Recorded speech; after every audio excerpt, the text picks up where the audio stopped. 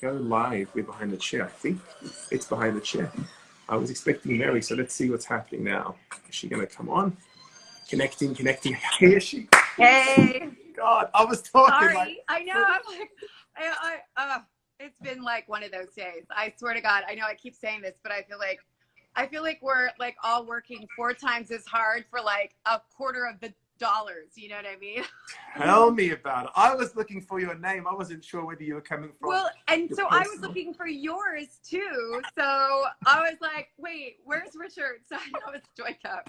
But well, I figured I haven't been on. Hey, Antoinette. Hi, everybody. Hey, BTC. Hey, Val. Hey, could you, maybe Val can put, because I can't do it. You have to do it. Put our names up there since neither one of us are coming from our own page. But. I know. Well, firstly, Mary, thank you so much. I know how busy you are. Everyone's saying hi, and they're super, super excited to have you. Hi, everybody.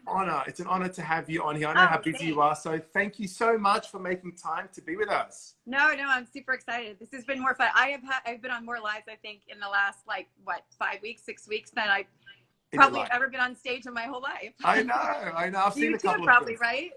Yeah, me too. It's been great because we're able to share and inspire and motivate people where they're at. Because so many people are facing so many different challenges, and I think listening to you and just hearing a little bit about your life, your story, your journey is going to really inspire so many people, as it has me, I know, and others that have heard some of your stories. So thank you for making this time. Firstly, congratulations on breaking the world record. Yeah, you too. And you had to actually do it. I'm so glad I didn't take that time frame. I know for everybody that's coming on from behind the chair, Richard, we how long ago was it? A week ago? Yeah, 1 week ago. Yeah, a week ago. All of the Henkel brands got together, which was amazing, and all for charity, and artists from the most incredible artists from all over the world for all your brands. And you guys broke the world record, the Guinness Book of World Records, for the longest stream, right? So it was so cool to be part of it. But I'm so glad you took the 4th position instead of me, because you were up all night, I think. I was up all night, and towards the end, they were like, okay, change of plan. We need to do more education. So I was like, I just kind of had to wing it and do like a finishing speech. But you know what? It was a real team effort. And it was so nice that hairdressers and the hosts and the production team all collaborated together with all of the Henkel team to put this on, to obviously support hairdressers, but also to raise money and to break the world record, which we have. It's officially been announced. So exciting stuff. Yeah. Also, before we get into the interview, I'm so excited that this Monday we're doing a show. Joyko, myself, and 6 other incredible artists are doing a show on the Behind the Chair Facebook page. This will be 7.5 hours of free education. All day. And you're gonna be asking us some questions, I believe, towards the end of it. Yes, I'm gonna put you guys on the spot. So I'm gonna ask some questions for your different groups. Nice. And I'm super excited about it. And I think it's been amazing what you guys have been doing for online education. I think it's really, really important. I think that the brands that are really, I think hairdressers need a lot of support right now. They're all home. And it's funny, you know, people that slide into your DMs and talk about how, like, whatever you talked about at that moment was what they needed at that moment. Yes. And so I think it's such a great opportunity for us to be able to, to be able to also just to get to know our communities as well. Like, we're all working so much every single day that it's so rare for us to have the opportunity to spend time as much online. So for me, it's been really, really great. You know, people have said, like, if they've never been to one of our shows, like for me, they've said like, wow, I didn't know there was like a person behind the chair. Yes. And it's so funny because I've been doing this for 20 years. Wow. But yet, you know, to think like, again, social media is so big and it's fairly new. Like we were here 10 years before there ever was even Facebook. So, so it's kind of interesting to have people go, wow, I didn't even know what it was. So when people see me with Vidal Sassoon or they see me with, you know, different big artists, they're like, oh my God, I didn't even know you knew him. So it's just, it's funny. Like, you know, we think people know our history and our background, but they don't, you know. That's true. You know, many people don't know that you're the face and the, you know, someone who started Behind the Chair, because they see Behind the Chair online, they see the logo, they see the shows, but not many people, well, a lot of people do, but some people don't know that you're the one that started that. And that's where I want to kick off today with the early days, the beginning of how Behind the Chair started? Obviously, it started with yourself. How, Yeah. I know you kind of shared a little bit with me, and then it became a website, then it became digital, the transitions. And I love that you think young, Mary. You're not afraid of challenges, and you're not afraid to pivot when the pivot is required. This is a perfect timing right now, you know? And I'd love to touch on just the early days of Behind the Chair and how you started it and how it all began. So, you know, first of all, I think, like, if we look back, you know, there's like this saying that, you know, vision is never celebrated until it's actually seen. And so it's sort of like vision is seeing what nobody else sees. Yeah.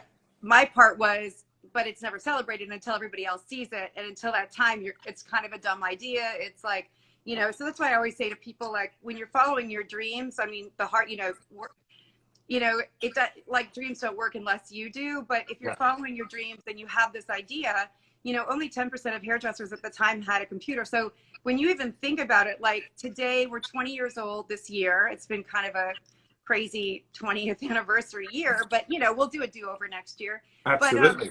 But you know, it's crazy to think that hairdressers are coming out of beauty school today that weren't even alive when I started the company 20 years ago. So that gives you this perspective that we were way too early. So, like, this idea that I wanted to take the internet and, like, allow hairdressers to get outside of the four walls of their own salon, right? So the idea is that we were focusing on hair trends that were only, you know, only in magazines. And we know that made it very difficult because magazines were always centrally located in their particular country, right? Yeah, yeah. So it's like I wanted to sort of bring the world of hairdressing literally to the hairdressers of the world. I wanted to take trends and to take how-tos and to take all of these different things and, you know, try to bring them all together under one site. And actually that vision has actually never changed. To be honest, if I go back and I actually have pulled a bunch of stuff for their 20th anniversary that we haven't been able to use because we were going to do it at shows, but I go back to the original brochure that we did, and the brand at the time was called Behind the Chair,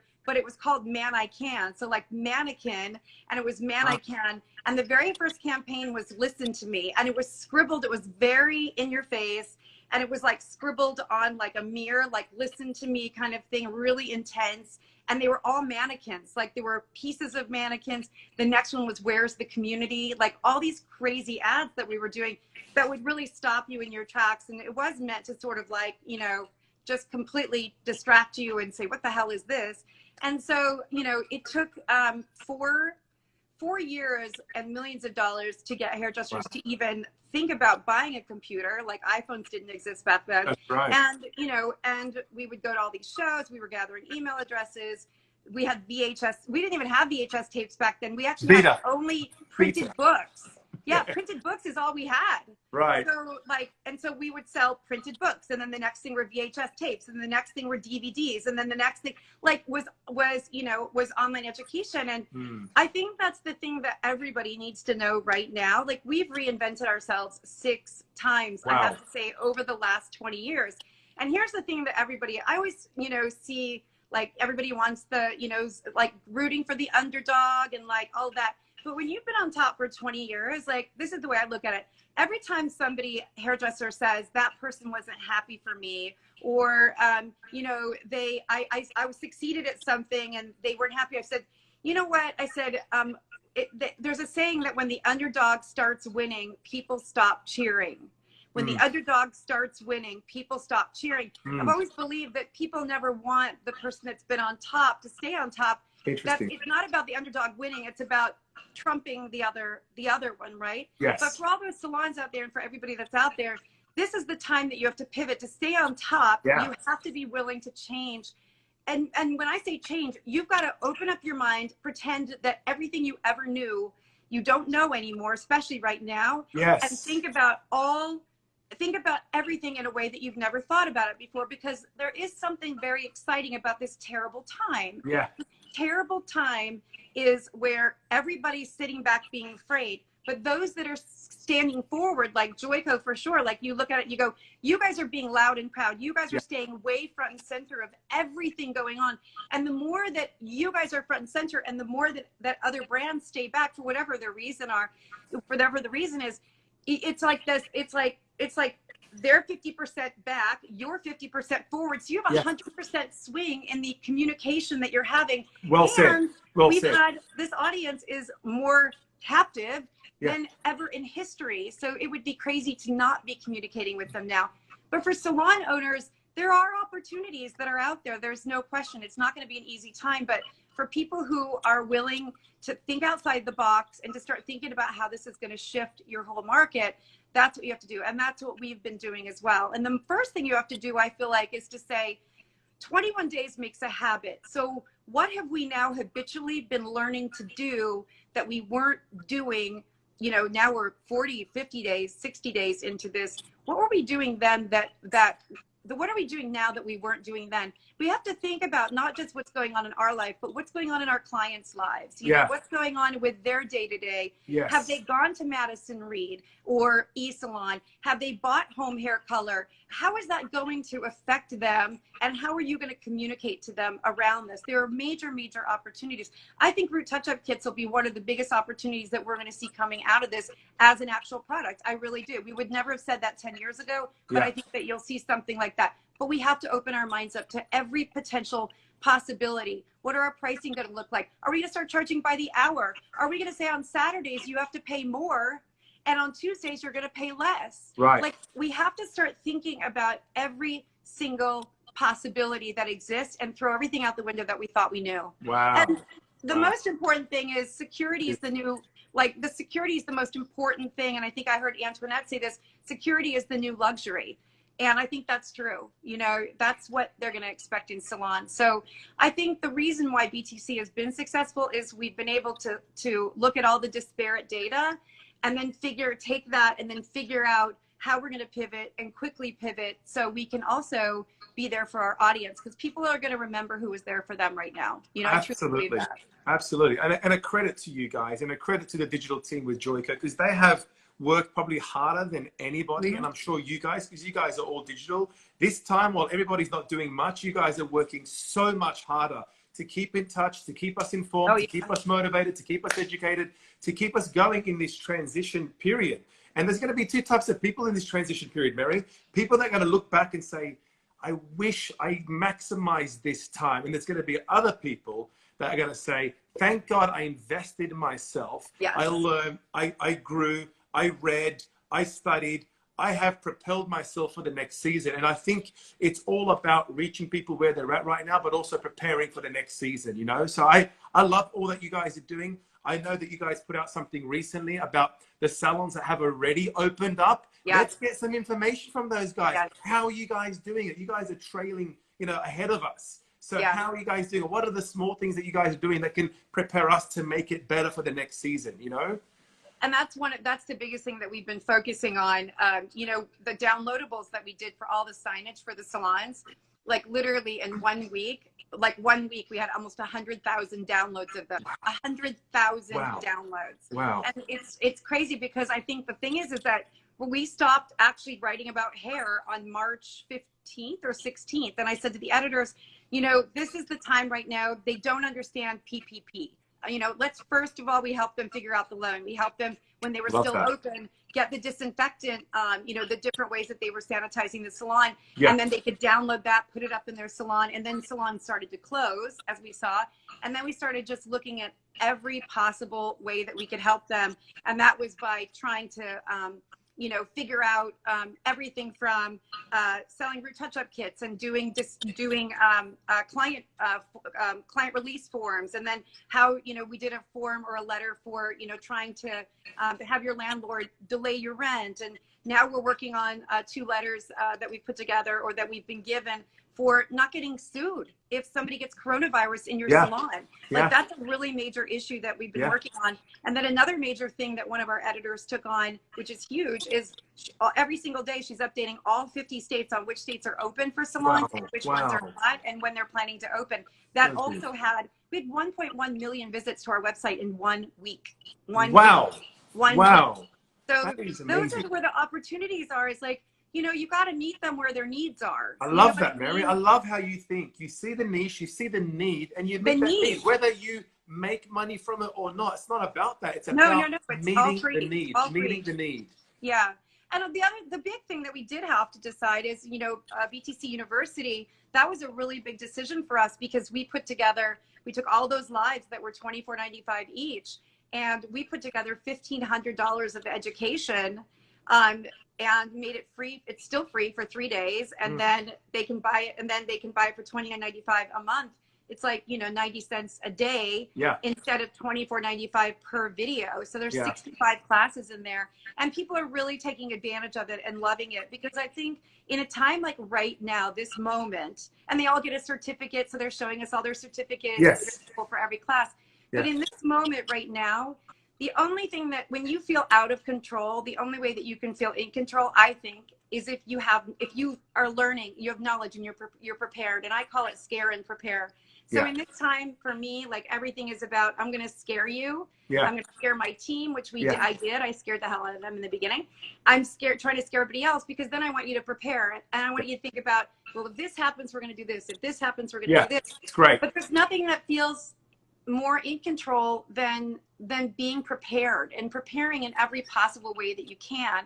And so that's why we keep thinking salons are going back into the salon. Now, how can we prepare them for all of those things that they need? So then we did these downloadable signs like, I love you, but I can't hug you. Right. You know what I mean? So that's one of the things. Or, please don't come in. We can't have you come into the salon if you're walking in, but here's the number. And we made all these downloadables. And had this insane number of, people download them. And it makes us feel so good that we can help them, because they don't have designers, they don't have lawyers, So just trying to think about everything as the process goes for how we can help them, get back on their feet. And they're already worrying enough. So if we can take some of that worry off of their heart, Absolutely. And on behalf of the industry, thank you, because I don't know anybody else that's doing that background work, and it takes work. It's a lot of work, and you have an incredible team, which I want to also talk about as well, and led by you, and taking these new direction, not being afraid to go in certain areas to meet the need and help people where they're at, has been so impressive and appreciated, Mary. So thank you to you and your whole team for doing that, because we're in a crossroad right now, and I think it's important that we are prepared. I always say fail to prepare, prepare to fail. So being prepared completely right now is powerful, and it's only going to set everybody up to succeed in the next season to come. So thank you. I want to touch on your team. You have an incredible team. There has not been one person that I've met on your team that isn't cool, number one, isn't sweet, isn't a fresh breath of just a fresh energy, always bringing positivity to every situation. I want to touch with you. How many people do you got working for you at the moment with BTC full time? 33 or 34? 33, I think. 33. Yeah. Are they all based in Chicago, or you got LA and Chicago, New York? Yeah, they're in when we were all together, Chicago, LA, where we have our BTC house and we do all of our education. I think we have 5 full-time people out there. Yeah. And then we have Texas, Michigan, where am I forgetting? So they're kind of all over, but the majority, about 25 of them, are in Chicago. Yeah. They're also incredible. I've met every single one of them. They're always so sweet. They always got the cool factor. They're always humble. They're always hardworking. I credit to you. What do you look for when you hire these cool people? Is it just capability? What do you look for? So I'm not going to tell you that this was easy, and it's the reason why they're all still here, and I haven't furloughed anybody and just taking this out of my own pocket, because we lost $3 million of business our first month. I mean, out of coronavirus, of contracts that were there, and then of course we've got shows. We're still hoping for our BTC show, but I want to talk about that later too. It's a scary time, but I've worked too hard, and our team has worked too hard to build this team that, the day I walked out of where they were all we Ubered them home. They all had their computers and their desktops, and that was the day we were all leaving to go home, to be in quarantine. And it was just so sad. But, I made a statement and I said, your rent is my rent, and your and your house loan is, your college loan is my college loan, and know that, we are a secure company, and I don't spend a lot of money because I want it for a rainy day, and a rainy day came. And it's very important to me, after losing almost everything in 2008 and coming so close to bankruptcy twice, that I was not going to put myself or my team in a position to potentially, have to eliminate, you know, team members, especially those that that were just vital to our business. And, you know, I remember back in 2008, not knowing who to pay. I owed everybody money and I had to pay my team. And then I was like trying to figure out who I was going to pay first. And there's nothing worse in the world when somebody does something for you and you can't pay them. Like I was taught, you know, if somebody does a service for you, you don't wait for 30 days to pay them. You pay them when they do it for you. I mean, I'm a small town girl. I was taught that. But I think in terms of the team, if you asked anybody on my team, first of all, I say, you know, you can't teach nice. You have to be nice. Like, and that to me, that's really, really important. And we have two things up behind the chair that we believe in. And I'll tell you that I had all the mean girls. I had the bitchy girls. I had the people that didn't want to work. I had mediocrity beyond. And one day I remember after Thanksgiving, several years ago, where one of my team, super bitchy girl at the time, just the mean girls, super bitchy girl, she made a mistake. And every time she would make a mistake and I would walk out and say, hey, you made this mistake, she would roll her eyes as though I had done something wrong. Like, because I'm like, you made a mistake. Like, not only a mistake, but this was a cover of a book and you can't even spell the two words, right? Like, like, let's get serious here. So the thing is like, you know, I didn't believe enough in my own dream and my own like risk that I was allowing mediocrity to be within my company. And the day that I said, you know what, if you want responsibility, then you're going to have accountability. And that day was right after Thanksgiving, and I had to go and fix her mistake. And I was sitting there literally just going, you know, you are like, why am I doing this? Why am I fixing everybody's mistakes? And so that day I just said, this is an amazing company. This is an amazing thing that we're doing, and we're helping all of these people. And I remember one day, you remember, you know, Jen, our design manager, Jen was there when the mean girls were there, and when I didn't even want to walk into my own company. Like, so I don't want to say that that I'm amazing at this. Like, this is a process that happens where you finally have to put your foot down one day and say, no, I'm not allowing you to get away with this. I'm not allowing you to behave this way. I'm not allowing you to pick on this other girl. So Jen every day would lift her head up and say hello to every single person that walked in. One person truly actually changed our company. She was 23 years old at the time. And every day, all those people that would walk in, nobody would say hi to each other. And she just every day, hi, good morning, good morning, good morning. And from one thing after another, when you start hiring people that believe in your dream and they're young and they're willing, you know, Lauren would get on if I told her to go to Germany tomorrow, she'd get on a plane and go to Germany tomorrow. Maybe not tomorrow, but you know what I'm saying? And I think I have people that just didn't want a career. They like wanted a job. And so every time we interview, there's two things our team knows that we always talk about. And if you ask any one of them, you could ask anybody on the team. And if I know that they're on right now, I'm not even going to say it. Guys, I know some of you guys are on. What are our two reasons for our season? Like, what is it that we believe in it behind the chair? And they're going to tell you in just a second. Every person, all 35, they absolutely know. They know what it is, and they're going to tell you in a second. The first one they know, Jim Collins and Janet, anybody will tell you. Hi, Janet. I love Janet, by the way. She says. But they'll tell you. And when they tell you, we're going to explain something and they'll say it here in a second, but I'll tell you because I know it's delayed. So good is the enemy of great. And so Jim Collins said that, and we believe that anything that you do, you do it with greatness. Don't do it to be good. And so, and then the second thing is, who do we do it for? We do it for hairdressers. And every single person in my company believes in those two things, and they see it every single day. And before the BTC show, we actually literally sit around like in a circle, and we read the stories of the people that are coming to our show that have cancer, whose child had just died 4 weeks prior to that. And we read the stories of everybody coming to our show that, you know, had to save for years to come to our show for the very first time. And we read all of those stories. Everybody sits down and we read them, because what we remind them is no matter what touch point that they're at with that person, from the time they check in to the time all the way through, that we never know that if that person is one of those people, that it's so important that we make sure that their experience is extraordinary, and that we're always kind, and that we always help. But anything that we do, we're going to do with greatness. And that I'm the last person that interviews them, and I don't have to interview everybody anymore, but I always say, good is the enemy of great. If you want to be good, this is a shitty place to work. You're going to hate my guts, and you're going to hate the team. If you want to be great, this is a great place to work. And there's a lot of great people that work here who are willing to do pretty much anything because they love their career and they love the people that they're doing it for.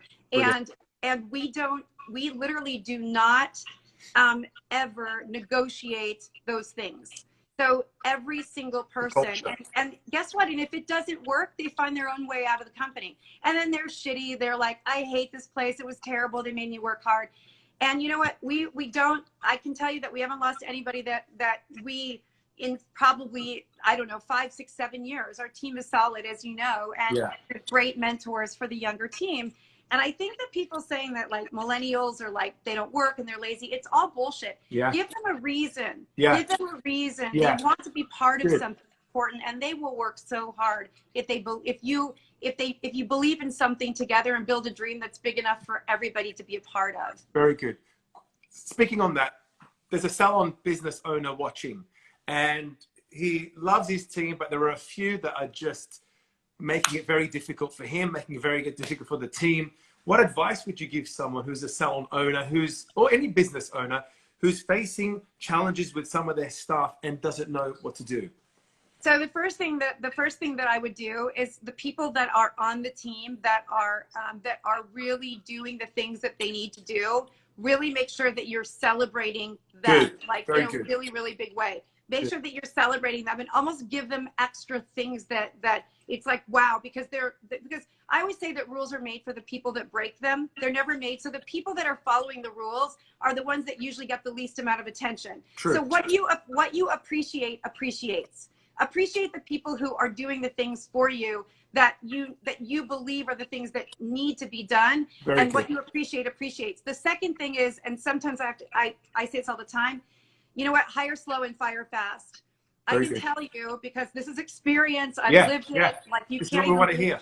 We had a design manager years and years ago who literally would close the door, and I was so young then, and so I also just didn't have that feeling that I couldn't teach them anything. What did I know? I was older than them. They were so smart and young, and it was just, again, just this really shitty girl that was a design manager. And she would like literally try to make everybody go against me and any of our senior managers. And she would close the door, and then you'd open it and everybody would look like, oh my gosh. And she would keep the lights off. And she wasn't working. She was doing freelance work, not only behind her back, she was doing it right there on the computer.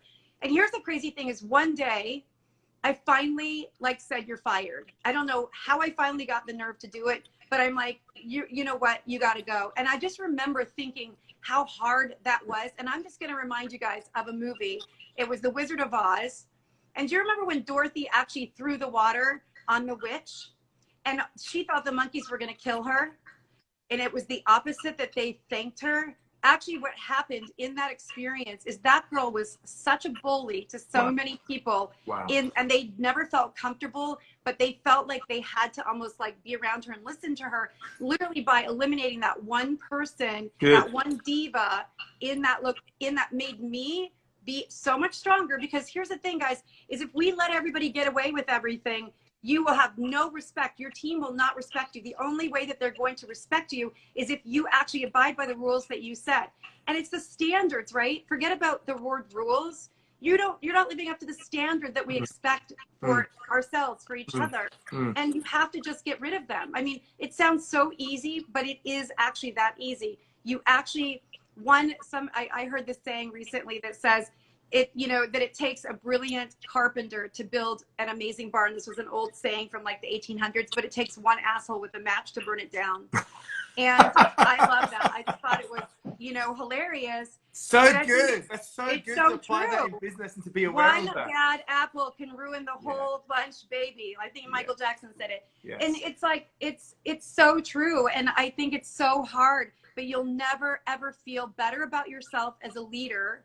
And I've let people steal from me and left them on board. I've let people, because I always think I can change them. And what I definitely, especially after going to on-site last year and doing some therapy, what I realized is I was not putting in any boundaries. I had no boundaries. I kept changing my boundaries, right? I kept, it was like sand, like a sandcastle. Like I'd draw the line in the sand, and then the wave would come and take it away. And then I'd draw a different line in the sand.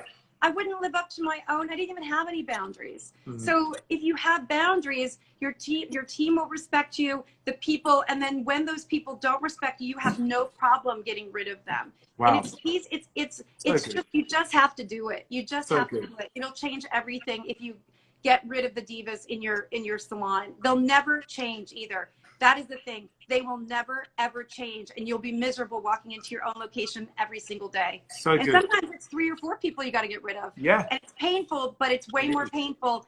It's way more painful to have them stay with you than it is to have them leave. Because you just cut it off and then it's over, you know? Very good. Very good. I think boundaries are important. I think as a leader, because there's many leaders of companies, businesses, salons watching, that you sometimes have to make some strong decisions, and it's a sacrifice. You might lose for a small season, but you're going to win overall long time in terms of long time.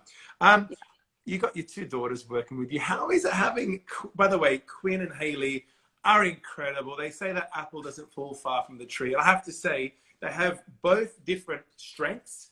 Yeah, their heart is in what they do, and they both bring something unique to the table. How is it juggling motherhood, business, all that you do, and have your kids work with you? How incredible is that? Well, the first thing is like nepotism. Like the very first, like when Quinn first joined, you know, there are so many people that are like, you know, children are never going to work because they were so, you know, they were like so spoiled, you know, from, well, my kids, like, we grew up in a very middle class, like, area. Like, my kids never knew how much money we even had. And they went to public school, and then Haley wanted to go to private school because she was actually being bullied, believe it or not. Yeah. And so we always lived a very middle class life because we wanted to raise our kids in an environment where they didn't judge people by the bag they were wearing or the shoes that they were wearing, but rather by just who they were as human beings. And that was, and that worked out really well because they're very kind and polite, and they are. It was a struggle sometimes, for sure. But I think, you know, it's hard. Like, there's no question. I mean, they both work so hard, and I'm so proud of them. I mean, but it is very difficult to be mom and to be your boss. Of course. You know, because like they're used to, like, if I say, you know, I told Haley I wanted her to do something the other day, and she's like, no. And I'm like, yes. And she's like, no. And I'm like, yes, I'm your boss. And so this is not mom time. This is boss time. Yeah, exactly. And it's funny, but I'm so blown away by them. Quinn's level of detail is extraordinary, and her sense of like running the shows is incredible. Haley's sense of being, you know, finding like, they're both so different, and they're both so similar, but they're both such hard workers. Yeah. And what's really, really cool is that our team so celebrates them, and they all work together really well. And they don't, as my whole team knows, they don't get treated any differently than the rest of the team does. They earn their stripes. They earn their stripes, and they work hard. Yeah. I was actually there. They work really hard. I did the first show that Quinn produced in Chicago, the first on-tour show, I think in 2016 or 17. Do you remember? And that was her first show that she ever did, and she did such a good job. And to see now her progress and running all the shows, and then seeing Haley run the BTC University in LA and a whole lot of other things, it's really, really a credit to you as a leader as well, and as a mum. Let's talk about shows. You have obviously you've had to cancel London. By the way, you did one show in London. How was taking BTC to London? And tell me about the canceling of the shows that you've already canceled and what's not canceled. Okay, so yeah, London was amazing. I mean, to go to the home of Anthony Mascolo, who I'm going to be talking to. Thanks for the invitation, by the way. Oh, they were all sponsored. You guys have to go. I'm kidding. So, you know. Keep going. I'm joking. You know, like next time, right? I hope there's a next time. Yes. It was amazing. Like it was amazing, and to be in the home of, you know, of everyone out there, you know, it was nerve wracking. It was actually the probably the most nerve wracking open I've ever had. But we had 700 people there, and you know, so, and I know that there were some people that didn't want to see us succeed out there, and but we did it our way. We didn't do it we did it our way, and we actually taught people in the UK to clap and like to ask questions, and instead of the, you know, yes. show me something, you know. Yes. I think that everybody wants to laugh. Everybody wants, you know, and I think if you can break people down and not have them feel so like we're laughing and cracking jokes, and it's very different than the typical UK experience, but I think people are the same everywhere. And we were so excited to come back to London. And I mean, but then we had to cancel it. Now we've got it back up again for September, but seeing what's going on in the UK, we'll have to cancel again. So we're spending all this time, you know, putting a show on, then taking it off. So New York was the one, and New York was 800 people, 850 people. Great show. But, I was there. Great show. Yeah. So BTC show is still on. I mean, 1,000% if they let us have it. In August. Yeah, in August. Give us the date. Yeah. Give us the date and the details. August. You guys, what is it? August 26th, something like that. August 26th. So we have a ton of tickets sold. Manufacturers all still coming with a couple of exceptions. Right. You know, one-shot awards. We had to move Seattle, and Seattle is now in November. And then also, and they can go to behindthechair.com/one-shot. Yeah. I'm sorry, /on tour and see all of our dates for everything. Awesome. But you know, we're keeping our fingers crossed. I think everybody wants to go to. Absolutely. Everybody wants to go. We miss each other, man. We miss being around one another. We miss being in the audience. We miss being on stage. We miss meeting people, and just, I guess the community of hairdressers is so unique and so tight and so creative and so colorful that there's no other industry like it in the world. And I'm telling you, I think we miss each other more than ever. So I really pray and hope that August does actually happen, because it will be a bigger celebration. Not only your anniversary, but also, hey, we're back together. Let's get this. Let's do this, you know? You know, I'm like, we may have to do like a do-over, like our 20th anniversary next year, right? Like, what a year to have it. But, you know, the thing is, like I said, is, you know, I give myself like a day to lick my wounds and like pour, you know, and then that's it. Then it's like moving on and like planning, right? And I think, you know, it's, I agree. Like Quinn came up with a great name for the show called Homecoming, because we all need to come home to each other. And I love that. Yes. I think it's brilliant. And one good piece of news that we did get today is that we found out that the governor himself has an event that he wants to do in August or the 1st of September. I can't remember what my team told me. Great. And so that means he wants that state open during that time to hold these events. So we're keeping our fingers crossed. And yeah, I mean, like, we'll do whatever it takes. You know, we've already got masks on order. Like we're planning and moving forward, you know, with the way that we need to, taking this very seriously. But still, you know, and we still, I mean, only a few people have canceled tickets. I mean, we had a few cancellations from Australia because they can't get here. Of course. And just a couple of others. But other than that, like, you would think that we would have them in droves, and we just haven't. Seattle completely rebooked, not a single ticket. You know, nobody. So it's just, people have been great. They want to see each other. They want to get back together. They want to be at one shot, you know? Yes, yes. So it's so exciting. So many exciting things coming up. What's the best show in your opinion that you've held, and why? Whoa, that's a tough one. I mean, I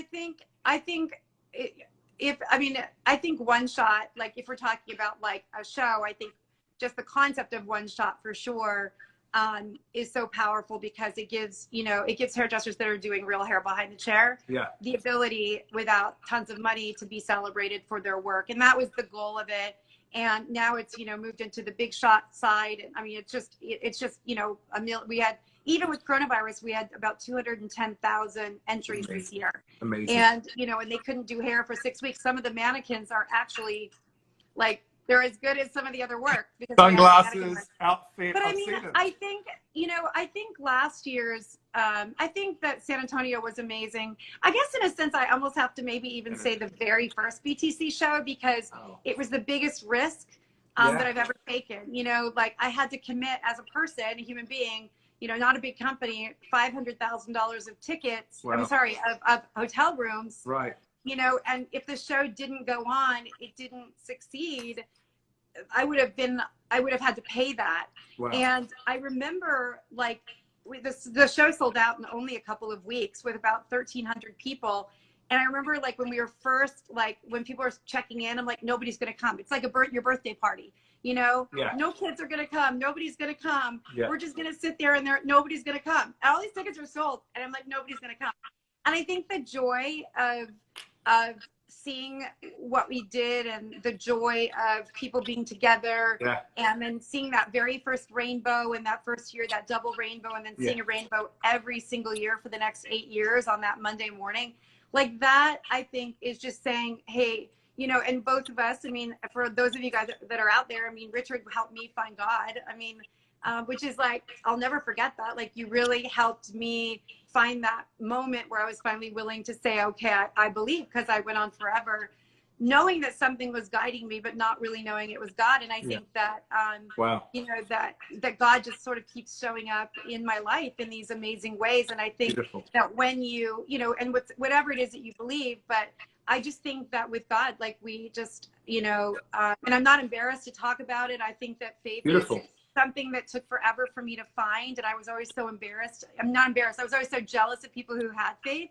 And now I just know that I know that God is trying to help me be the best person I can be, try to help me guide. And every time I stand on stage, I actually say, you know, we don't script it. And I just always say, God, please help me inspire, you know, help me reach the people that need it the most, you know, and God always, you know, just shows up. And I know that God is going to show up. And I think that if us as leaders, like, we need to use our power for the greater good, and we need to show people how to use power in a way that helps other people. Yes. And I think that has consistently been something that every day I'm saying, how can we use this power to help others? And that's good business, by the way. It doesn't mean that you're not making a living. It doesn't mean that you're not making money. It means that, you know, doing the right thing, Arnie Miller said this to me, is good business. Helping people is good business. So it is. It's just paying attention, like, and as leaders, we're servants. The best leader is the best servant. Yes. As a leader, we are supposed to serve our team and help our team be the best that they can be. It's not about them helping us. It's about us helping them. Absolutely. And when you can get that mindset, you know, about we're here, leaders, the best leaders are supposed to be here to serve their people, serve their audiences, and serve their team. And if we, you know, and my team had to serve me last year in such a way. They had to cover for me when I was mentally not doing well and dealing with some trauma from my childhood. And my team literally came and ran the company for almost a year when I had to go, you know, get some, you know, work on my mental health, because I never had any crazy situation happen. I was always fine. I was going 80 hours a week, and all of a sudden I broke down. And my team also showed me that, you know, they were 1,000% capable of running the company and doing the things that they needed. So I think God helped, you know, gave me that moment to be able to go do the work I needed to do on myself, because they were prepared and ready to lead the company at that time. And now I've come back, and I don't do anymore. I just lead and guide. And that's been really amazing. That is powerful. That is so powerful. Everything that just came out of your lips right there, I believe, spoke to the heart of every person listening, and doing the right thing and being guided, I think, is so powerful coming from you, Mary. And I believe that has a lot to do with your success, and the best is yet to come for you. You guys haven't seen anything yet. I believe your future is going to be way brighter and way greater than your past, you know, and you're going to do it together with an incredible team and with this industry. So thank you for sharing from that point of view. Yeah. I want to switch gears now and ask you a question about challenges. We've got 8 minutes left. I want to touch on challenges, then I want to talk about post-COVID-19.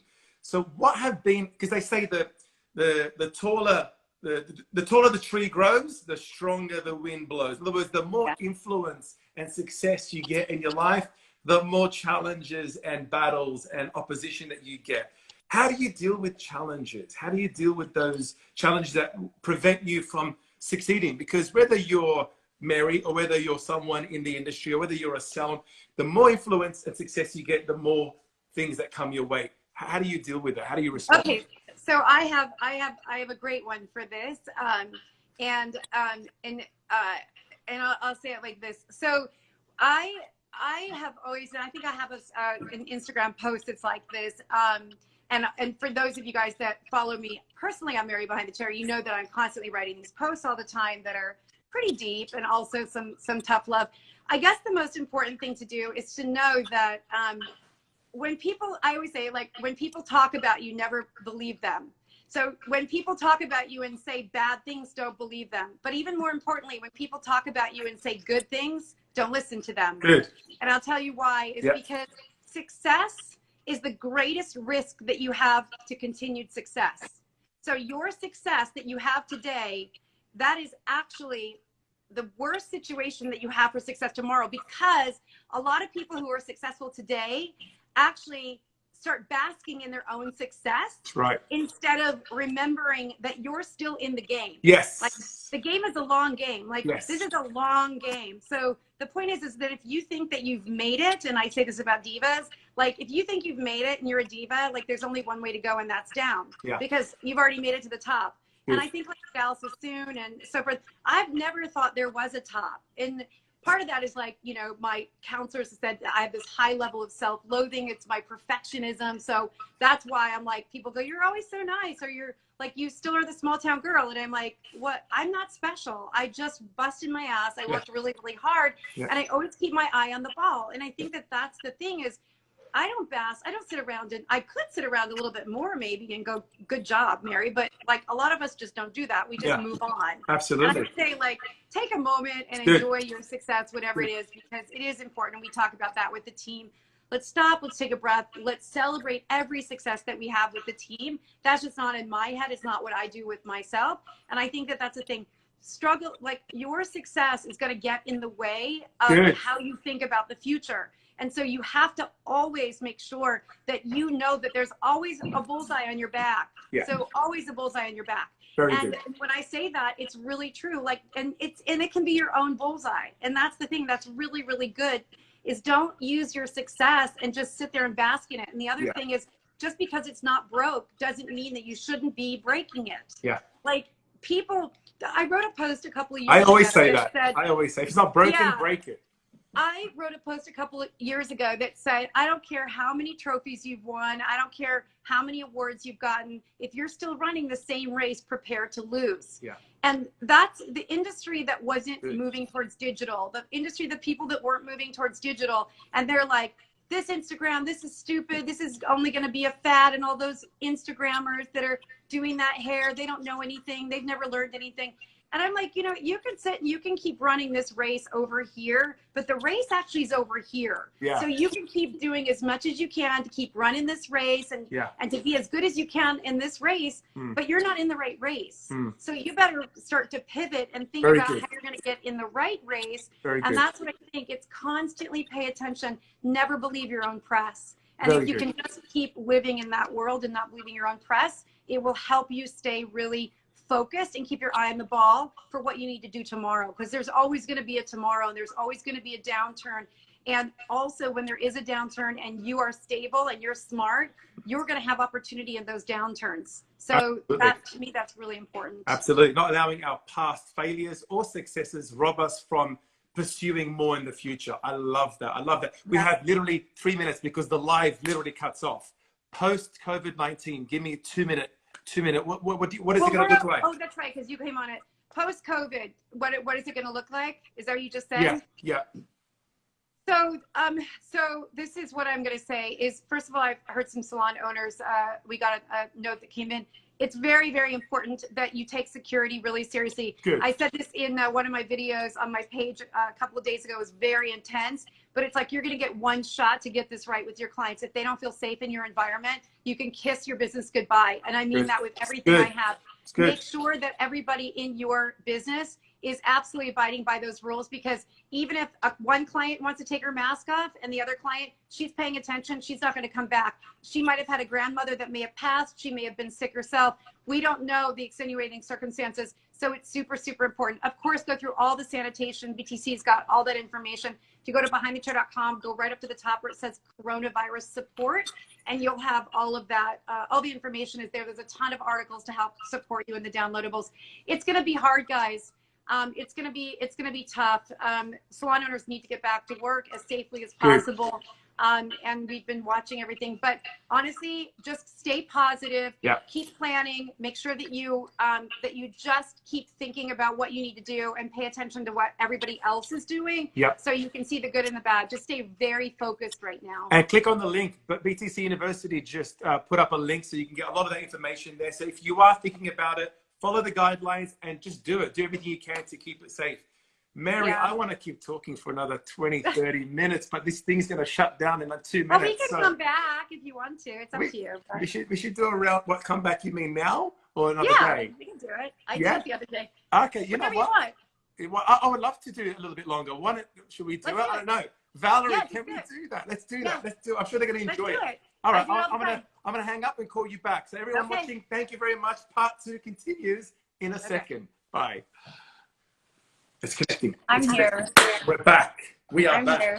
Hey. We are back. Thank you, Mary. Can I just firstly just take a time out and say, amazing. That was incredible. Everything that you're sharing is so relevant, it's so powerful, and I think it's going to be helping so many people. So I wanted to extend this a little bit longer, if you could, and thank you for offering to do that as well. Yeah, no, I had a salon owner from Australia a few days ago, and we went on for 2 hours. It was so great.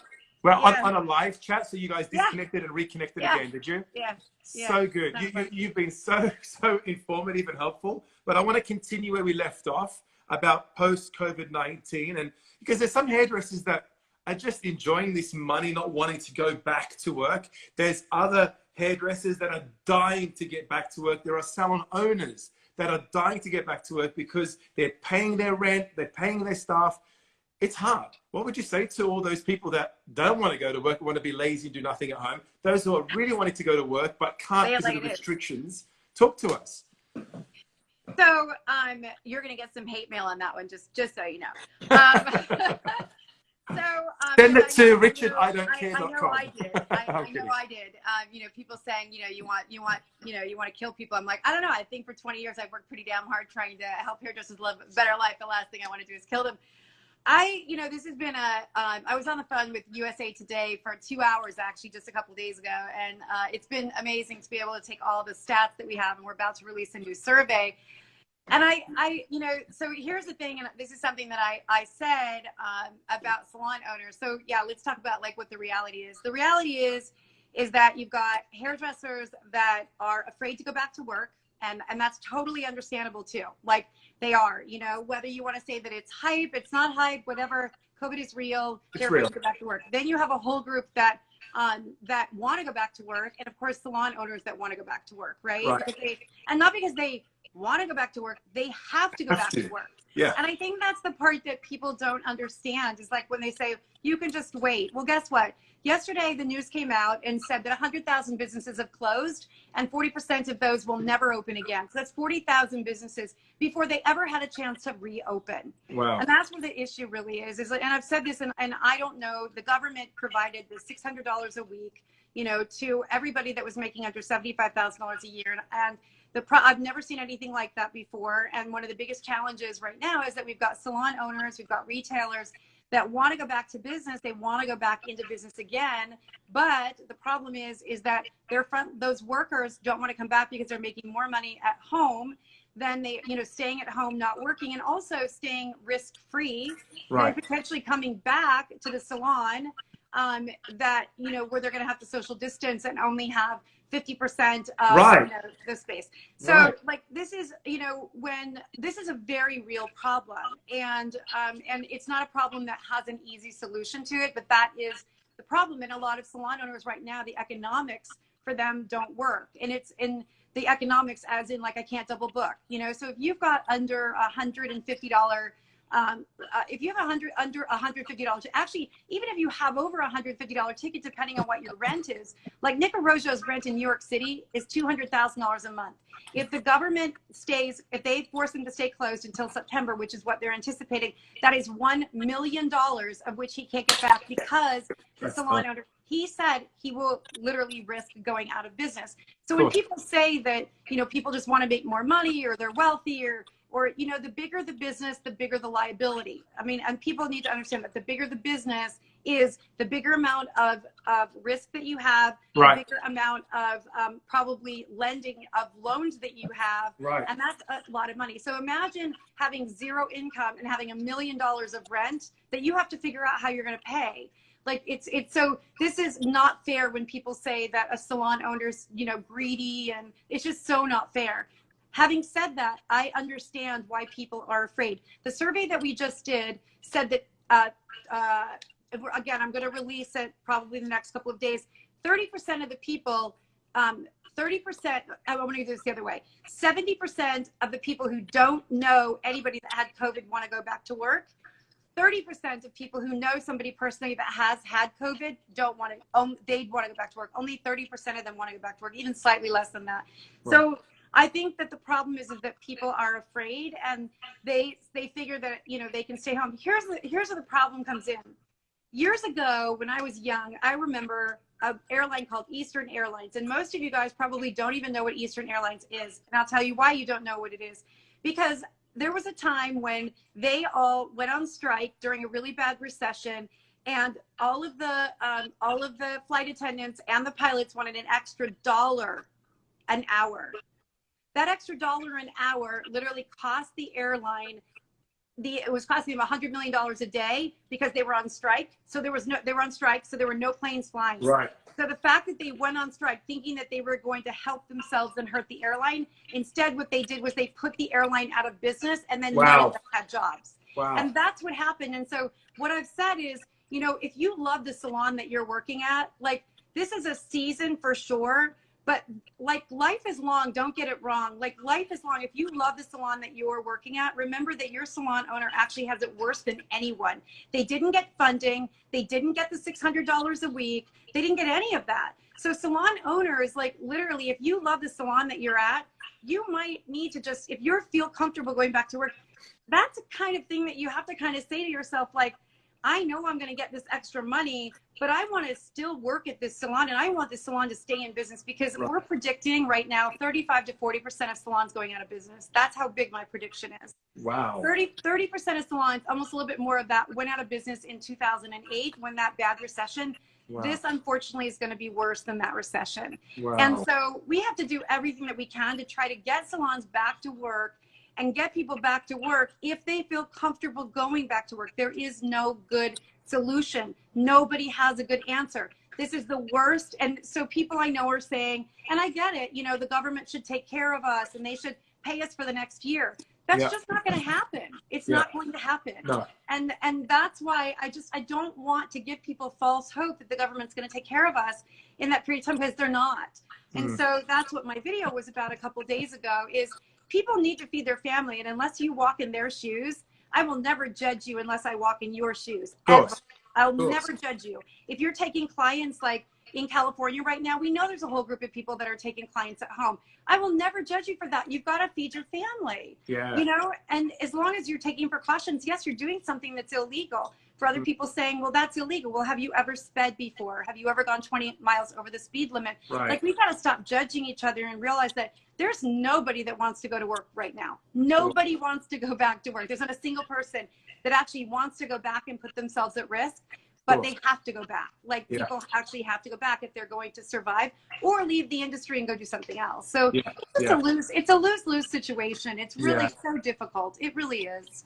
As long as everybody follows the guidelines state by state, you know, they say you can't steer a parked car. As long as you're working, you'll figure it out along the journey, but obviously with precaution and be safe. But it's better than just staying home and doing nothing, because you could lose the very salon that you worked in and not enjoy working with a new lot of people. So it's about, you know, maintaining what you have and doing what's necessary to make it work for everybody. I want to touch on something. One question that I think I know the answer, but I wanted to ask you, who in the industry that you have met that has impacted you the most from the hair industry?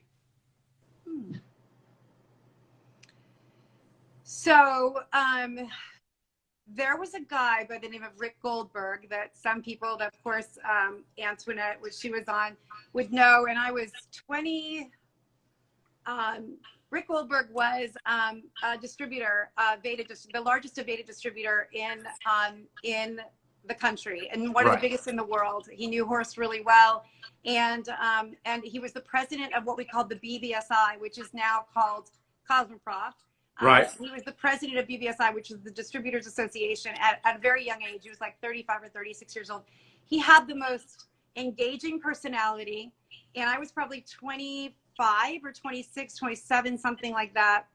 And I was so used to being around suits, and he was a suit too, but he was a very innovative suit. Like, he always had creative, brilliant ideas about how to make change happen. Brilliant. And he gave me permission to speak out on change. He gave me permission to believe that I could actually have big ideas and I could try to execute on them. Great. And I remember he was like always not the life of the party, but he was like the most important person in the industry at that time. There's no question. And he taught me a lot in life and death because he passed away. But in life, what he taught me was, I remember sitting next to him, and I was sitting right next to him, and I felt so insanely important because I wasn't important at all. Like, and I just started behind the chair at the time, and he was sitting, he always loved to have big dinner parties.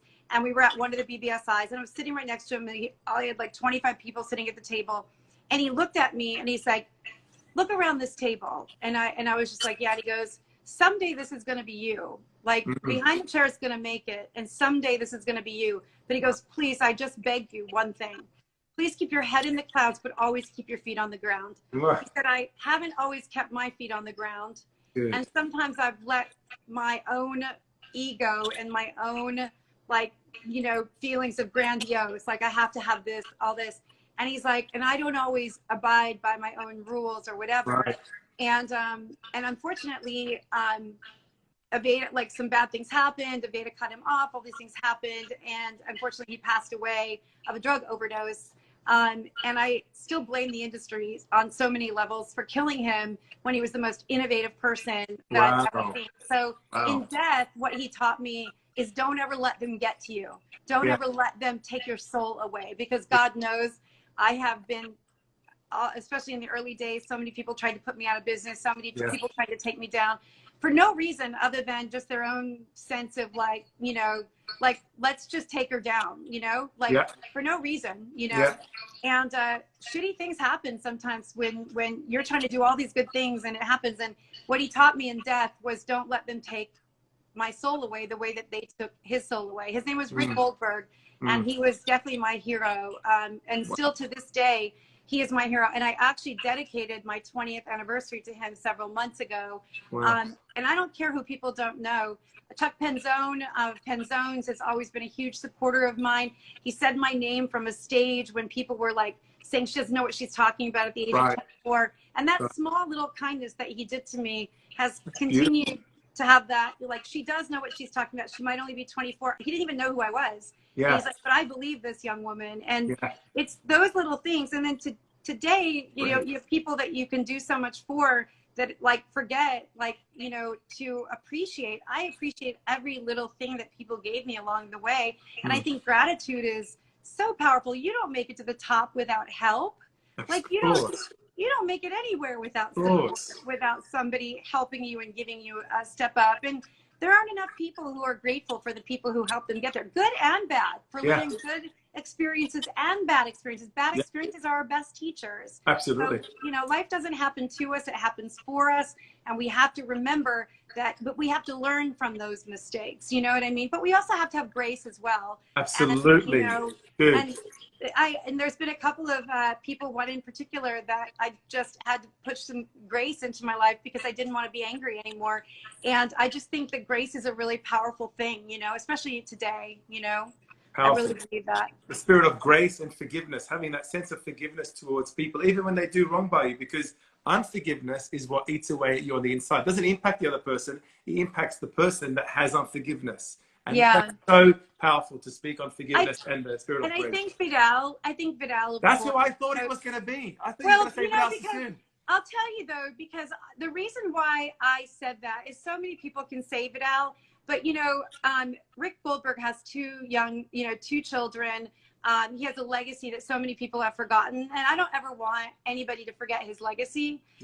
Because I know that he helped make me who I am, you know, and he gave me permission to, like, you know, to be that.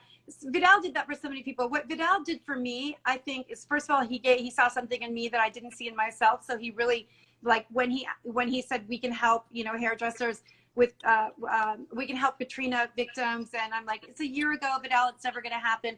And then, you know, we raised over $2 million and built 22 homes for Katrina victims. Wow.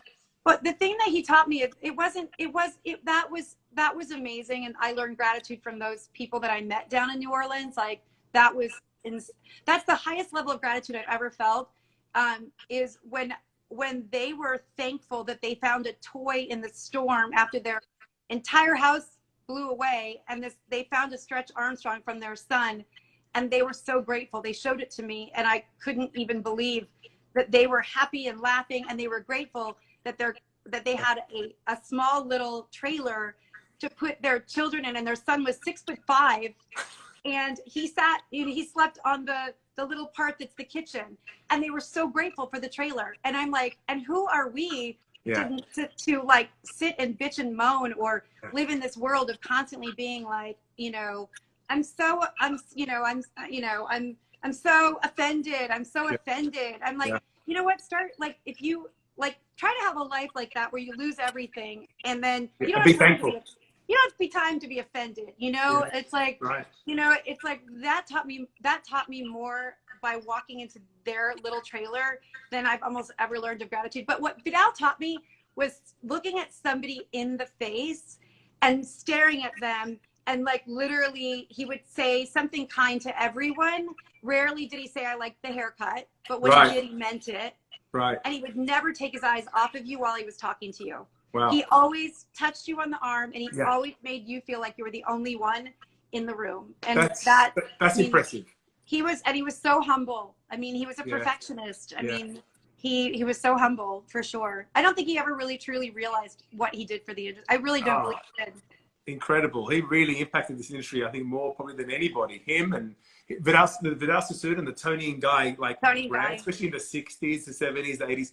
There was no one close to them. Now, obviously, things have changed, but in those 60s, 70s, 80s, 90s, you know, they really, you know, led in the industry on so many levels. But you know who else really like had left a lasting impact on me was Arnie Miller, who was the founder of Matrix, and Paula Kent-Meehan, the founder of Redken.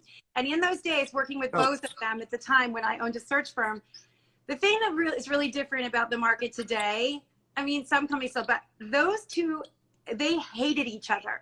And when I say hate, I mean, like, it was like the show War Paint, the play War Paint, where it was the two makeup artists, Estee Lauder and Helena Rubinstein, and when I talk about hate, it wasn't that they hated each other, like as in hate. They were the fiercest competitors in this industry, like, by far. And they weren't competitors. Like, the reason why they were so amazing together is they always out-innovated each other. They never, ever in a million years would have copied each other, ever. One out-innovated one, and the other out-innovated the other. And the innovations that they came up with during the time that they were competing so heavily actually became the products of Redken and Matrix today. And that, I think, is like crazy to see what they did and how they created those kinds of innovations. I call that healthy competition. I think competition is so healthy. It helps to sharpen your game and elevate your game. You know, and it goes to show in these people's lives, you know? Yeah. How about you? Who for you? Who really inspired you? Yeah. I think Anthony Moscola, when I was young, when I was 16 years old, I was an assistant, and he had come to Australia and did this incredible show with the Tony and Guy art team. And I was the person that was allocated to be his personal assistant on stage, backstage. And they say some things are taught, other things are caught. I think when you work with people that are quite creative and that have charisma on stage, etc., you kind of catch that vibe, you know, with the way you do things. It's not about copying them. It's about being influenced by people, you know? Yeah. But then you've got Tony Moscola, Sasha Moscola, all three of those guys, I think, because I got to work with each and every one of them. I've been, you know, dramatically inspired by all of them. But also, like, you know, the speakers, I obviously go to church Sundays, I go to Hillsong, and every Sunday you have an incredible speaker. And just being under the sound of positive, uplifting messages, I guess, penetrates your mind, penetrates your heart to be who you are today. You know, don't underestimate the power of life, you know, words of life spoken over you week in, week out. I think it has a great, great impact. It's had a great impact on me, my perspective on my life, and it has a great impact on everything that I do, you know. But yeah, they're the kind of people that have influenced me the most from the industry. What's next for Behind the Chair? What's next for Mary? Oh, well, two big questions. I'll start. I suppose, you know, we're always innovating. I think I'm spending a lot of time reading. So like, because like I'm not an organizer, like I'm very creative, but like my team knows all my, I mean, there are so many things I do really bad. Like I'm never on time, and I'm like, you know, there's a lot of things I do really bad. I'm disorganized. I ask for the same thing 5 times. But the one thing that I am really good at is being able to take a lot of information, a lot of disparate information. And I don't mean like from the industry. I'm saying like, so right now I'm studying things like Madison Reed. I'm studying things like Salons, and like trying to understand more about like how they're impacting our industry. I'm studying habits, like what our habits are as an overall nation, world, etc. In terms of what did this 21 days, now it's like twice as long, 21 days makes a habit. How have we habitually changed? We know that we've been online more, all of us. Yeah. Will that continue to be the same? Will we look to online? You know, we're studying a lot of online education. I think that that's going to, you know, be something that is going to continue to innovate. We're looking at online shows. Like we just did Social Climbing, which is a huge home run, 800 people from 21 countries. It was a 10-hour show, and that was a giant success to teach everybody about Instagram. So we're studying like lots of things. And I think Behind the Chair will continue. Our influencer program has been a giant success. Haley's done an incredible job with her team. We're moving that worldwide now. So there are so many countries and so many companies. So we have a number of companies that actually want us to develop their influencer strategies on a worldwide basis. So I think you're going to see that become a really big part of what we do as well, and trying to help hairdressers become better at creating content for themselves. So I think that's a really big thing. But I think we're going to keep doing what we always do. I mean, we have a consumer play that we're really excited about and interested in, that we'll be talking more about as we go on. I think that there's still a lot of opportunity in that space, trying to help hairdressers be able to be better and have more opportunity and appetite for being able to gain more clients, because Instagram definitely has its challenges around that. So we're looking at some big opportunities around consumer, because we think there's a big opportunity there. And for me, I'm learning how to be not a doer, but a leader. And I know it sounds crazy being 54.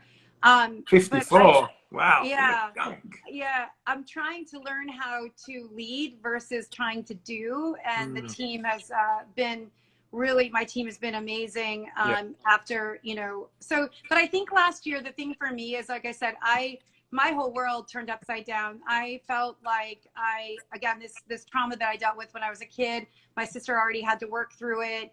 She's like, someday you're going to have to. I'm like, no, I'm good. And actually, Val experienced part of that in a very unfortunate situation one evening, where things would just sort of come out of me, and I didn't know what was happening to me.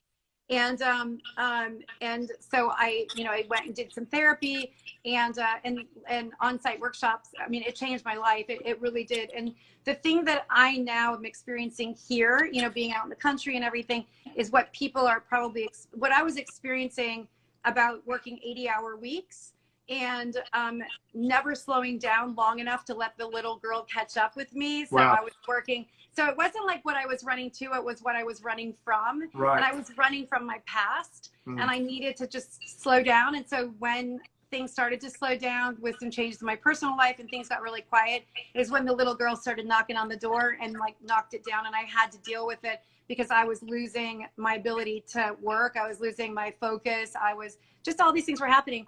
So the long story about that is that I now have the ability, like, it changed so much of me, because what I realized is that every bit of my self-worth came from my job. Like, so like 100% of it came from my job. Like there was no Mary.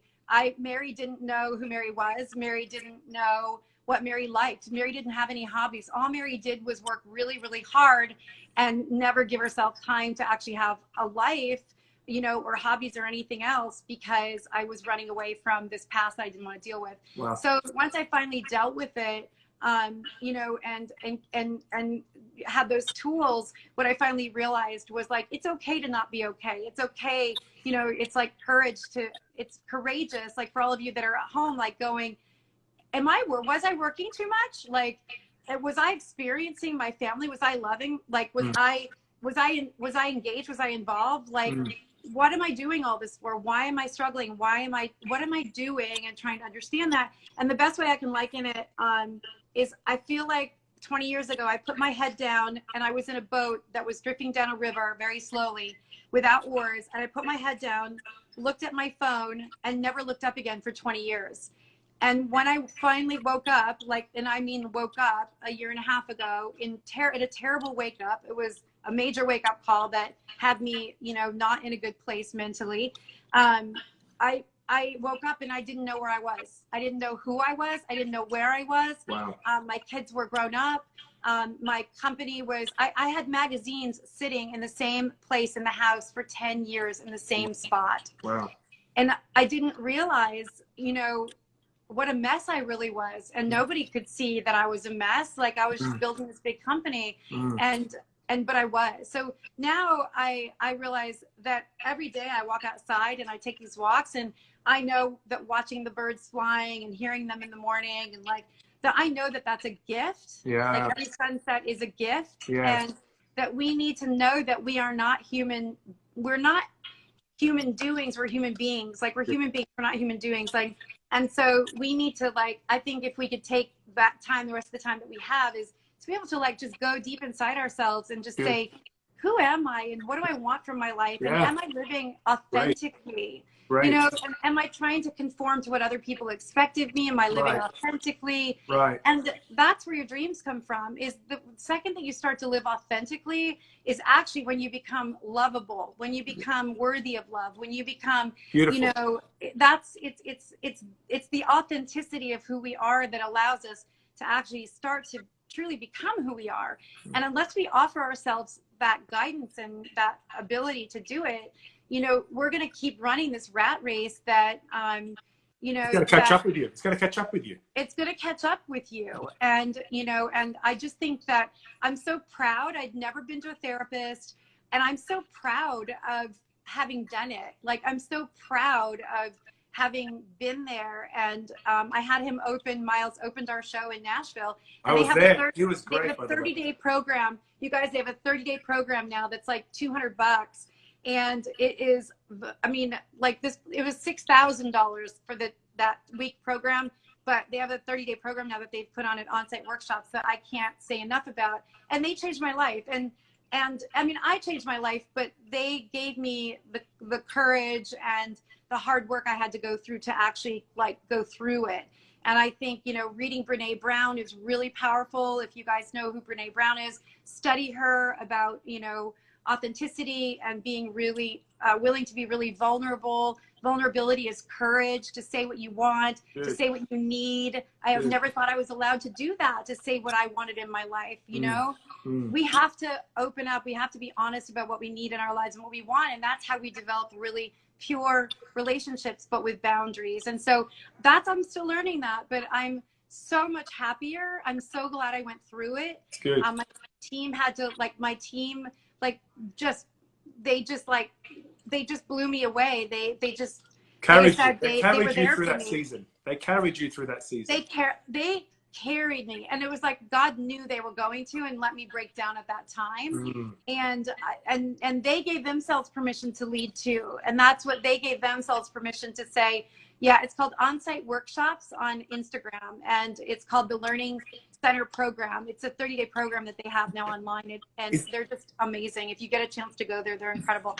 Is that it's amazing. Is that the first piece of advice you would give someone listening who might be going through the same thing, that have just work, and just looked around and thought, who am I? Why am I doing this? And got to that point, that crossroad where they just need help. What would be the first piece of advice you'd give them? So the very first thing that I would do if I were you is the very first thing is go back and I'm going to ask you a question right now. And I know that many of you will cry because I know I did. When was the last time that you truly felt joy? I want to just ask you that question. Like, when was the last time that you actually truly felt joy? Not happy, joy. Because happiness is different than joy. And Correct. there was a CEO that's a really big CEO, and I was talking to him recently, and he's like, I haven't talked to you for a year. How you doing? And with this big conversation, I was watching these birds in the distance and just like enjoying that. And he said his wife asked him if he was happy, and he said, no, I'm not happy. And she goes, are you unhappy? He says, no, I'm not unhappy.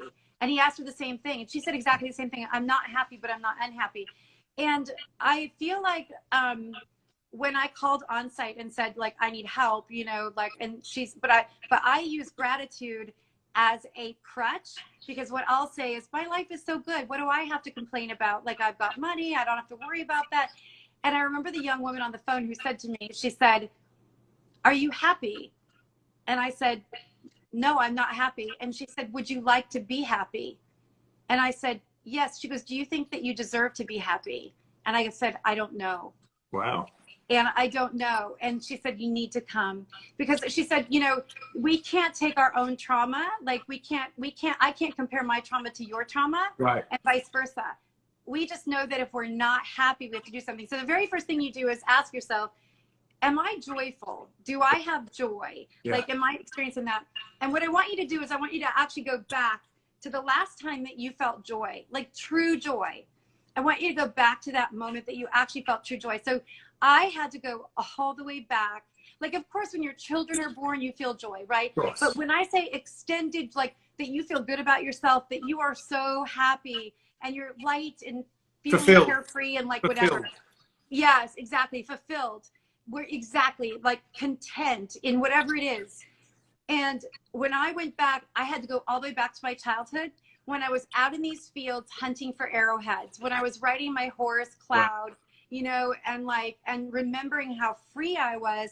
And it was before all the bullying, which was a lot of the trauma that I had, some extremely severe bullying, really severe. I had some, a break-in when I was 19 and I almost was raped. And so all of these different things, but I went all the way back to that childhood, and I started then going out into the woods and walking in the woods. I would smell the smells of roses that are wild roses that I would smell when I was a kid. I went back to the house that I grew up in and walked the fields. And I literally, and I would start journaling and writing about who was Mary then, before Mary became that ugly girl that everybody said was ugly, before I was that fat kid, before I didn't wear the right clothes, before, you know, like all of the things that I began to believe about myself because other people told me that, is I started to go, I went all the way back to the kid that I really liked, that I thought was a super cool kid, before people told me I wasn't cool, before people told me that I wasn't likable, before that shyness and that fear set into me where I could no longer function. And then I just, all of everything that made me authentic got pushed down deeper and deeper and deeper, that I could no longer be a person anymore. And then I did what the world expected of me for the rest of my life. Wow. And I went back, and then I started journaling that and wrote a letter to that little girl about what was cool about her. And then I started to go into my trauma and all the things that, one of the things I learned in the trauma was that I was shamed very badly by a grandmother. And so she would give us these little gifts that were really bad little gifts while everybody else was getting these big things. Just, it was a step grandmother. And I was super shamed by her when I was a little kid. So there are things that happen, like I won't go to a cosmetics counter. I go around it. I thought everybody did. I won't open gifts in front of you if you give me a gift. I thought everybody did. Like I had to go way, way back and start trying to understand what were the things that started to shut me down and make me sad and make me believe that I wasn't good enough for anything. Right. And that's how I started to heal and go through. And then the group therapy that we did was pretty incredible. And like I said, if you have the $6,000, I would say it changes your life. Go, please. Please go. I've told like so many people about it. Chris Apple, like I tell everybody about it, but I know this wasn't going to, but the thing is like, I can now actually say that I'm happy.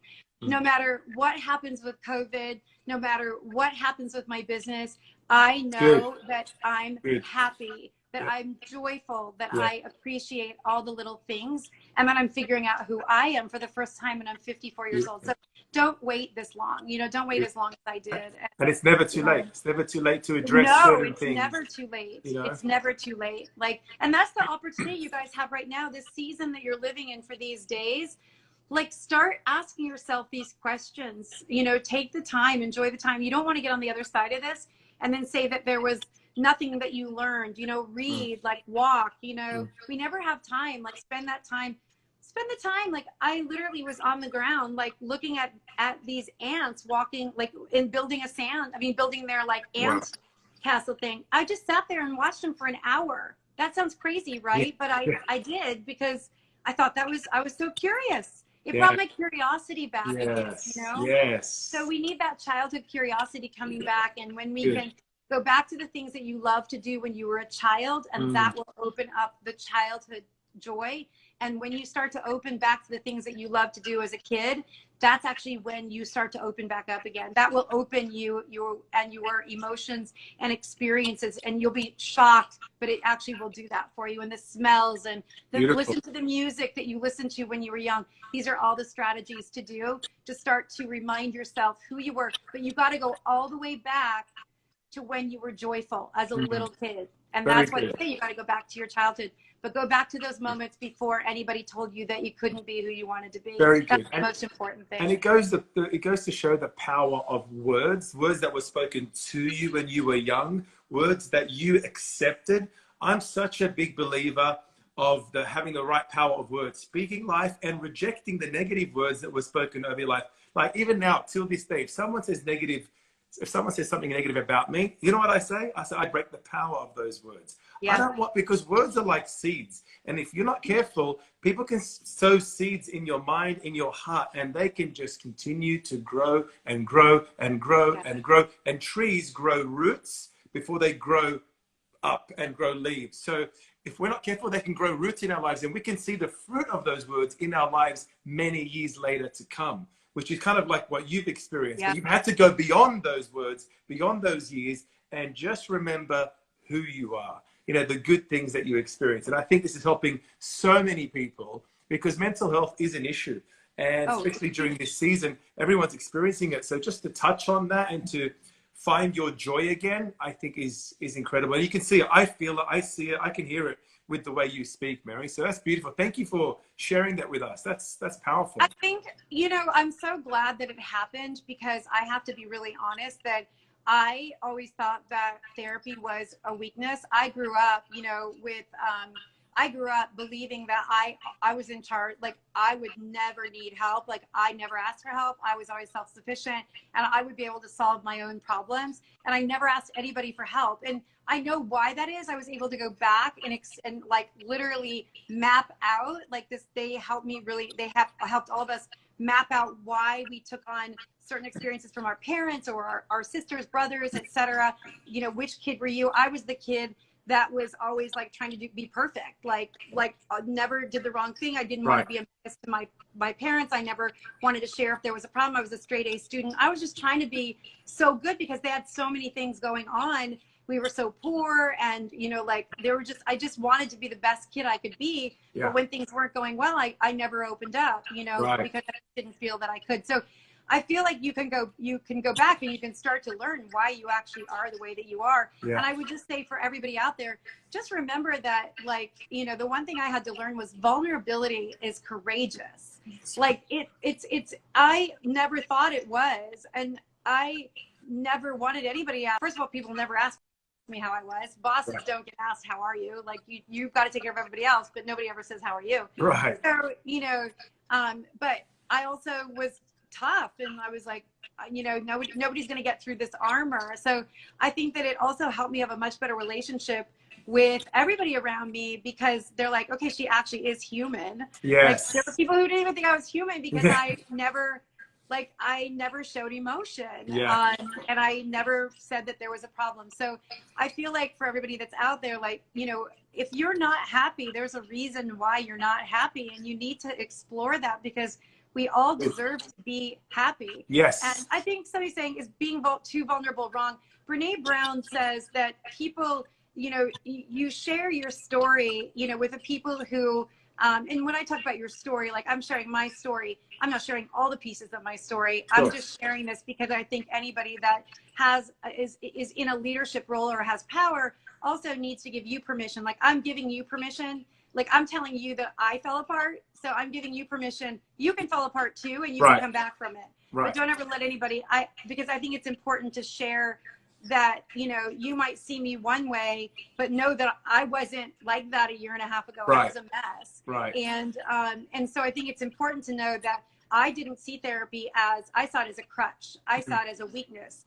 And now I look at it and I'm so sad that I felt that way for so long, because I could have gotten help a lot earlier than that, but I didn't even know I needed it until I fell apart. So I would just say for anybody that's out there, if you're not feeling joy in your life and you're not feeling that happiness, there is a reason why. And it's not about money. I can tell you it's not about money. And that's why I say celebrities that have all this money and then you see them commit suicide or whatever. There's too much suicide going on in the world. And there's so many people that aren't happy. And a lot of those are the most successful people in the world, because they're the ones that actually sacrifice more than anybody else does. Right. It's the ones that are truly successful. Those of us that work 80 hours a week with no life on top of that, do that because we don't like ourselves very much. So know that the majority of the people that are in really successful places actually are the ones that are sacrificing so much of their life, because so much of their self-worth is built into who they are. Brilliant. And that's, you know, so it's like, when people think about what's her name that did that had the bags that killed herself, that committed suicide, Kate Spade. Imagine being Kate Spade, you guys, for a second, and think about Kate Spade. Imagine if Kate Spade all of a sudden says, you know what, I'm really not happy.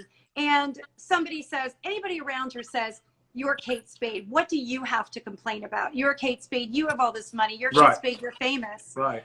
Imagine saying that. She has nobody to talk to. Right. And being famous, you know, is actually one of the worst possible things in the world. It's lonely, you know, and they have nobody to talk to because everybody thinks that they're on top of the world, and they can't openly talk about the fact that they might be miserable. And so I feel like we have to give that, like we have to be open with everyone. And if you're not feeling good and you're not, you know, there is help. Like I got help, you know, and I needed it desperately. And had it not been for my kids and my sister saying, you're not okay, like you need to get support, you need to get help, I wouldn't have done it. You know, I'd still be where I was or worse today, you know. It's good that you have people around you that love you enough and care enough for you to actually share with you from their heart, not to belittle you, but to help you and encourage you, you know. And that's so important, man. Thank you for sharing that, Mary. As we're wrapping up, I want to just finish off with the best advice you've received and the last piece of advice that you could share with everyone listening today, with where we're at. The best piece of advice I've ever been given. I think the best piece of advice that I've probably ever been given, if I really think about it, was, you know, and I've said this from stage many times, is, you know, both my dad, when my sister and I were born, you know, we're identical twins. And my dad told me that even when we were born, that he was a chauvinist. He thought he was having one child and he didn't know if it was going to be a boy or girl. Then he has two children. And he's like, Mare, I like literally, you know, that's how I felt. Those were the days. And so he said to me, you know, back in those days, he's like, you know, he goes, it's a man's world and you're already behind. So you got a couple of choices. You can either make excuses for why you can't be successful, or you can get to work, but you're not going to have to be as smart as a man. You're going to have to be smarter. You're not going to have to work as hard. You're actually going to have to work harder. And I used to cliff dive, and he used to say, you're not going to have to go as high. You're going to have to go higher. And the thing that I would say to everybody, the reason why that's the best piece of advice is because every time somebody tells you, because of the color of your skin, because you're a male, a female, you grew up on the wrong side of tracks, you're not wearing the right clothes, you're not like whatever that is, those people that tell you that you can't succeed because of that, like they're giving you permission to fail.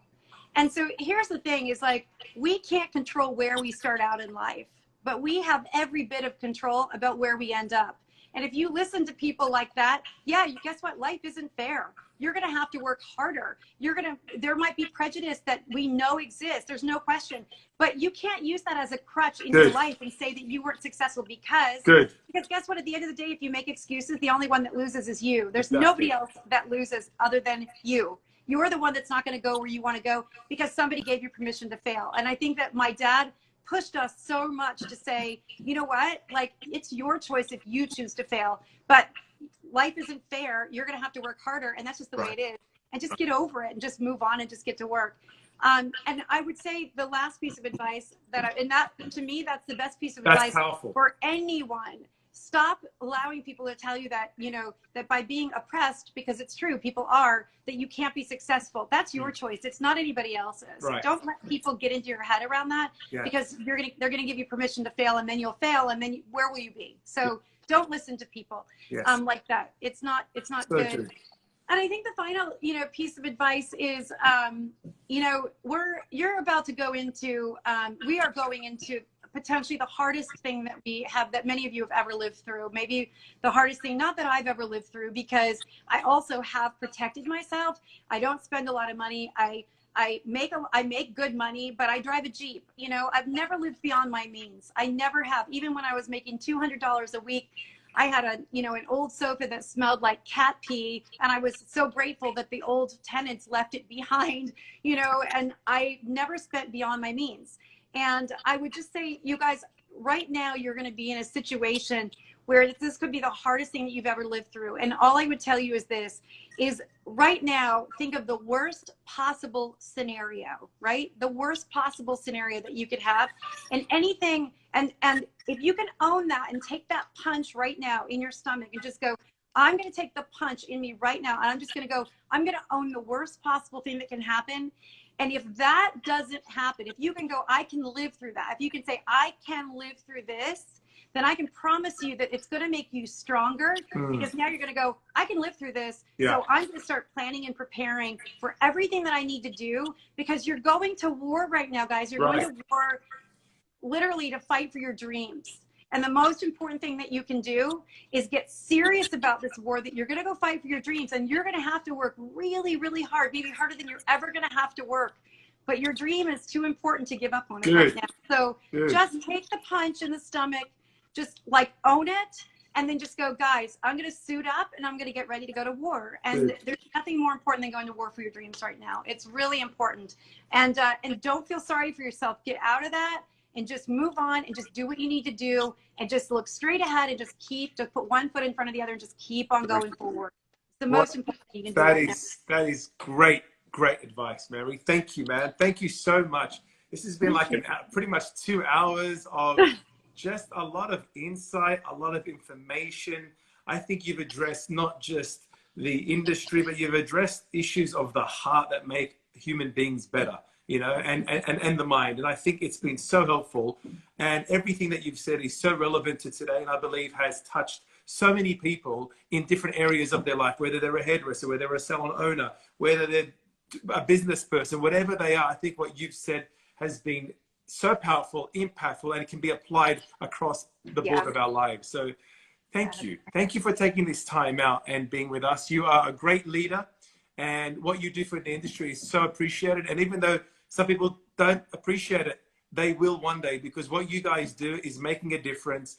And you're not just about, you know, the famous hairdresser, you're about the local hairdresser. You're all about the local hairdresser and the local salon. And I think that means the world to every person watching, but also to the industry.